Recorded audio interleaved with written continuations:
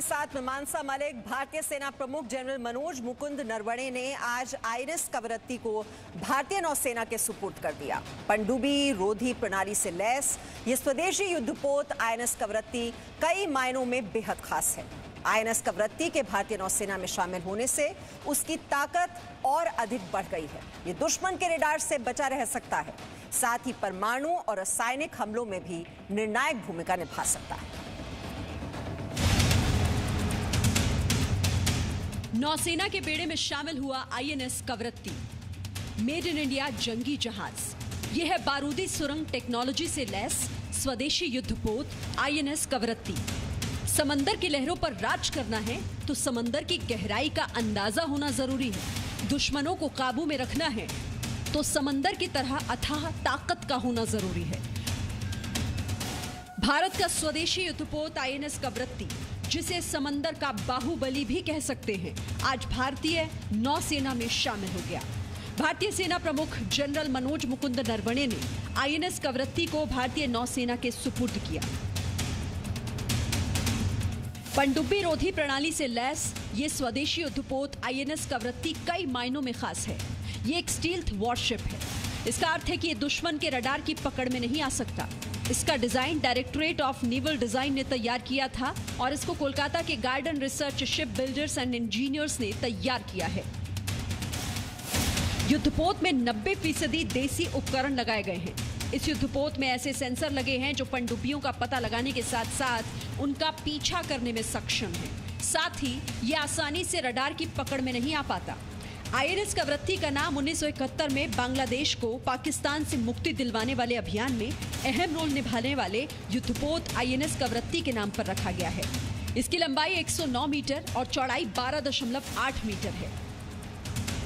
इसमें 4B diesel engine लगे हैं। इसका वजन 3250 टन है। नौसेना में इसके शामिल हो जाने से नेवी की ताकत काफी बढ़ जाएगी, क्योंकि ये परमाणु, रासायनिक और जैविक हालात में भी काम कर पाने में सक्षम है। ब्यूरो रिपोर्ट, जी मीडिया।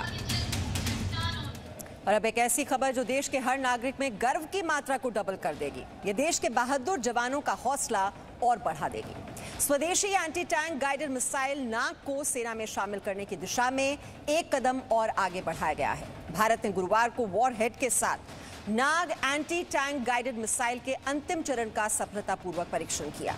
मिसाइल का परीक्षण सुबह 6:45 पर राजस्थान के पोखरण फील्ड फायरिंग रेंज में किया गया।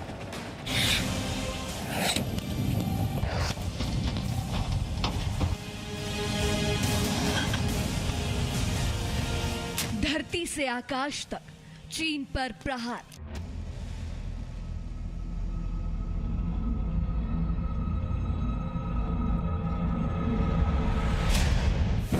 जल्द ही अब नाग के निशाने पर होंगे चीन के टैंक। भारत और चीन के बीच सीमा पर जारी तनाव के दौरान मिसाइल परीक्षण में भारत एक और कदम आगे बढ़ गया है।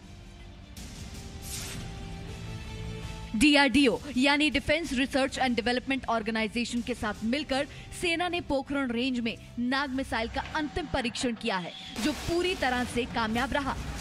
एंटी टैंक गाइडेड मिसाइल या सेना की जुबान में कहें तो एटीजीएम, ये एक ऐसा रॉकेट है जिसे गाइड करके निशाने पर दागा जाता है।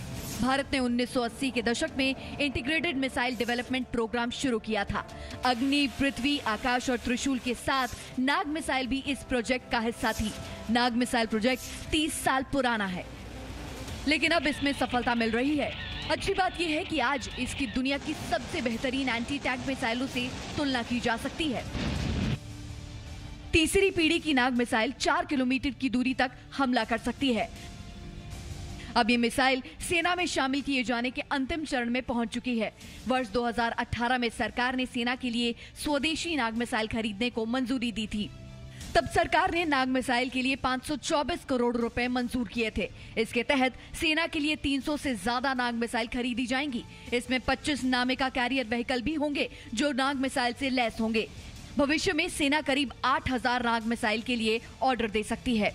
भारतीय सेना को अगले 20 वर्षों में 68,000 से ज्यादा एंटी टैंक मिसाइल की जरूरत होगी। इस लिहाज से नाग को भारतीय सेना का भविष्य कहा जा रहा है। इससे पहले भारत की इजराइल से स्पाइक एंटी टैंक मिसाइल खरीदने की बात चल रही थी। तब डीआरडीओ ने सरकार को भरोसा दिलाया था कि जल्द ही नाग मिसाइल को तैयार कर लिया जाएगा और उसमें वो सभी खूबियां होंगी जो तीसरी पीढ़ी की एंटी टैंक मिसाइल में होती हैं। नाग मिसाइल हल्की है, मजबूत है, कॉम्पोजिट मटेरियल से बनी है। ये 230 मीटर प्रति सेकंड की रफ्तार से अपने टारगेट की तरफ बढ़ती है और अपनी रेंज यानी 4 किलोमीटर की दूरी 16 सेकंड में तय कर लेती है। मौसम कैसा भी हो, दिन हो या रात, लक्ष्य स्थिर हो या फिर तेज रफ्तार से बचने की कोशिश करे, नाग का निशाना अचूक होता है। जमीन से छोड़े जाने वाले नाग सिस्टम की रेंज 4 किलोमीटर तक की है, जबकि अटैक हेलीकॉप्टर से लॉन्च की जाने वाली इसके वर्जन हेलिना की रेंज 8 किलोमीटर है। Nag anti tank guided missile DRDO की स्वदेशी वॉरहेड की सूची में शामिल हो गया है। पिछले 1.5 महीने में डीआरडीओ ने कम से कम 12 मिसाइल परीक्षण या सिस्टम परीक्षण किए हैं, जो मिसाइलों की मदद से लड़ाकू आवश्यकताओं को पूरा करता है। सीमा पार जारी तनाव के बीच इन मिसाइलों का परीक्षण खासा अहम माना जा रहा है, ताकि मिसाइल क्षेत्र में भारत को आत्मनिर्भर बनाया जा सके। ब्यूरो रिपोर्ट, जी मीडिया।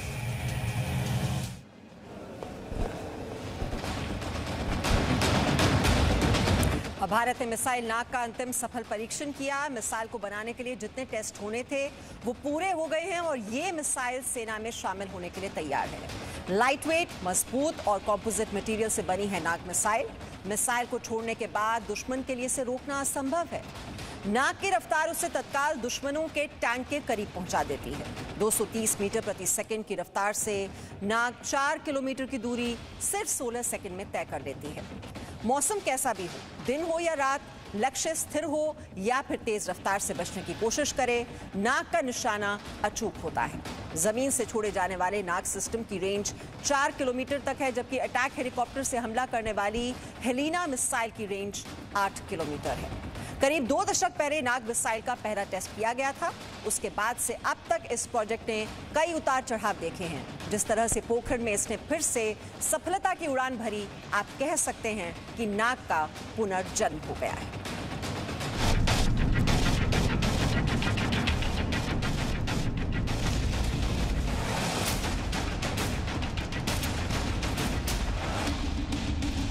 याद कीजिए इस वीडियो को।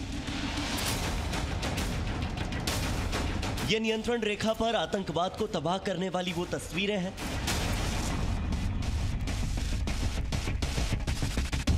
जब भारत ने पाकिस्तानी सेना के उन बंकरों को एंटी टैंक गाइडेड मिसाइल से तबाह किया था, जहां से वो आतंकवादियों को कश्मीर भेजता है।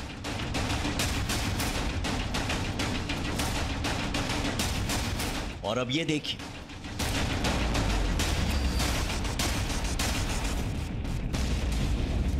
यह है भारतीय सेना की वो स्वदेशी नाग एंटी टैंक मिसाइल जो आने वाले दिनों में पाकिस्तानी टैंकों के लिए काल बनने जा रही है।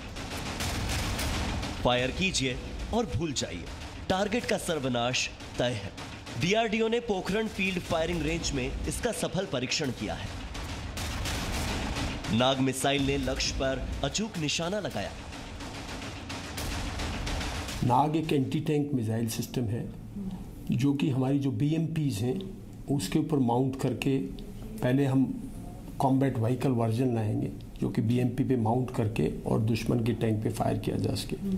उसके बाद इसका प्रोग्राम है जो कि शोल्डर फायर्ड भी, जो कि शोल्डर फायर करके फायर एंड फॉरगेट हमारा इन्फेंट्री जो है, जैसे स्पाइक मिसाइल है, जैसे जेवलिन मिसाइल है अमेरिका की और स्पाइक इसराइल की, उस तरह से इन्फेंट्री सोल्जर कैरी करे और अपने शोल्डर फायर करके इसको फायर कर सके। मौसम कैसा भी हो, दिन हो या रात, लक्ष्य स्थिर हो या फिर तेज रफ्तार से बचने की कोशिश करे, नाग का निशाना अचूक होता है। जमीन से छोड़े जाने वाले नाग सिस्टम की रेंज 4 किलोमीटर तक है, जबकि अटैक हेलीकॉप्टर से हमला करने वाली हेलिना मिसाइल की रेंज 8 किलोमीटर है। वक्त के साथ एंटी टैंक मिसाइल का रोल भी बदल रहा है। एंटी टैंक गाइडेड मिसाइल बेहद सटीक वार करती है। बख्तर से लेकर बंकरों तक हर चीज ध्वस्त कर देती है, तबाही ज्यादा मचाती है और ये महंगी भी होती है। अक्सर हाई वैल्यू टारगेट के लिए इसका इस्तेमाल किया जाता है।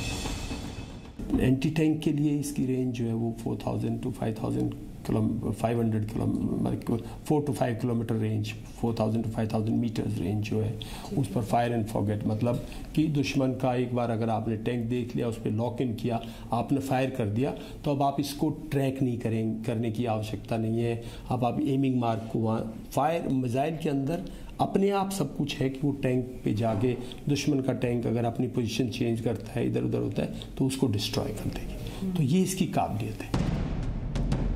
भारतीय सेना अभी फ्रांस से ली गई दूसरी श्रेणी की एंटी टैंक गाइडेड मिसाइल मिलान इस्तेमाल कर रही है।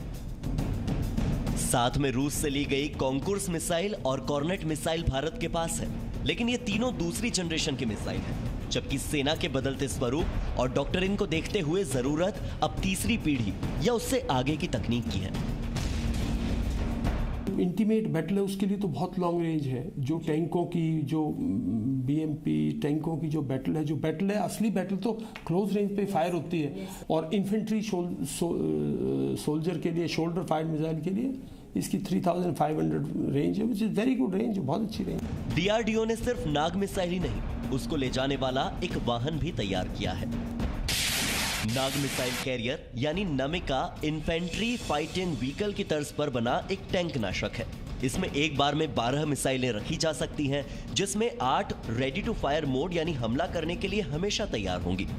पूरी तरह तैयार नमिका का वजन 14 टन से ज्यादा है और ये पानी में भी 7 किलोमीटर प्रति घंटे की रफ्तार से तैर सकता है। करीब 2 दशक पहले नाग मिसाइल का पहला टेस्ट किया गया था। उसके बाद से अब तक इस प्रोजेक्ट ने कई उतार चढ़ाव देखे हैं और जिस तरह से पोखरण में इसने फिर से सफलता की उड़ान भरी है, उम्मीद है कि जल्द ही ये मिसाइल भारतीय सेना में शामिल हो जाएगी। Bureau report, ji media. Presenting B News app available on Google Play and App Store. Download it now.